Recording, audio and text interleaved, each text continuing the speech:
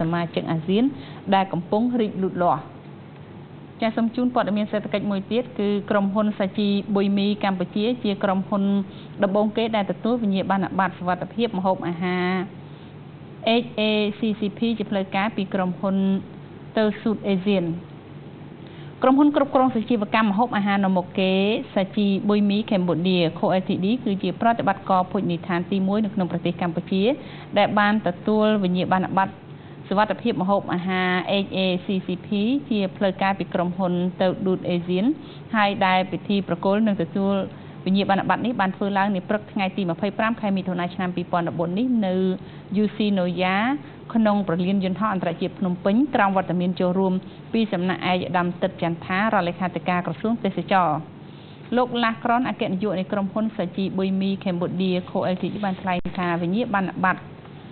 HACCP នេះបានបង្ហាញពីការបដិញ្ញាចិត្តរបស់ក្រុមហ៊ុនចំពោះសុវត្ថិភាពម្ហូបអាហារនិងស្ថិរភាពនៅក្នុងកិច្ចប្រតិបត្តិការរបស់ខ្លួនព្រមទាំងបន្តលើកកម្ពស់ស្តង់ដារភោជនីយដ្ឋានឲ្យកាន់តែប្រសើរឡើងបន្ថែមទៀតដើម្បីឲ្យស្របទៅនឹងស្តង់ដារអន្តរជាតិលើភាពទទួលខុសត្រូវផ្នែកបរិស្ថាននិងសង្គម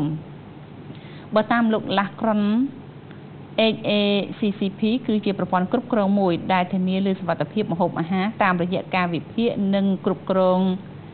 ជីវសាស្ត្រគីមីនិងផលប៉ះពាល់ផ្ទាល់តាមរយៈផលិតផលវត្ថុធាតុដើមប្រព័ន្ធផលិតចែកចាយនិងការប្រើប្រាស់ផលិតផលសម្រាប់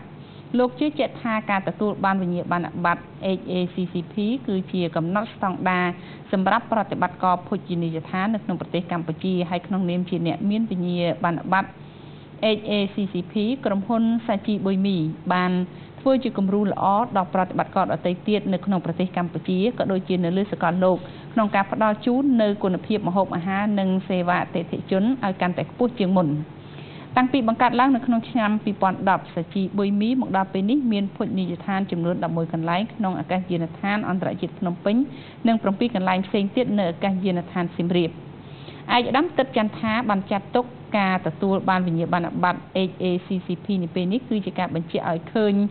ពីការរីកចម្រើនពិសេសសមត្ថភាពម្ហូបអាហាររបស់សាជីបុយមីដែលនេះជាផ្នែកដ៏សំខាន់មួយនៅក្នុងការរួមចំណែកដល់ការអភិវឌ្ឍវិស័យទេសចរណ៍នៅកម្ពុជាបើតាមឯកឧត្តមដោយសារតែតម្រូវការនៃការរីកចម្រើនផ្នែកវិស័យទេសចរណ៍គឺទាមទារឲ្យមានការផ្គត់ផ្គង់ជាសន្តាគារភោជនីយដ្ឋាននិងសេវាបម្រើផ្សេងហើយក្នុងនោះវិស័យម្ហូបអាហារឬភោជនីយដ្ឋាននេះជារឿងសំខាន់មួយដែលដើរតួនាទីសំខាន់និងរួមចំណែកយ៉ាងច្រើននៅក្នុងការអភិវឌ្ឍវិស័យទេសចរណ៍នៅកម្ពុជា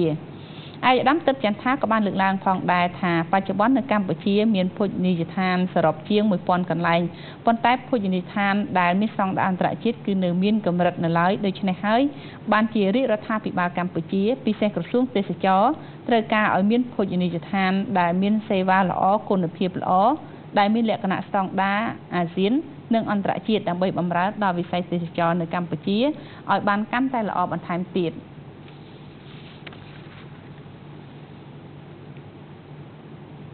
បាទបន្តទៅទៀតនេះសូមជូនព័ត៌មានកីឡាហើយដំបូងគេគឺជាកីឡាក្នុង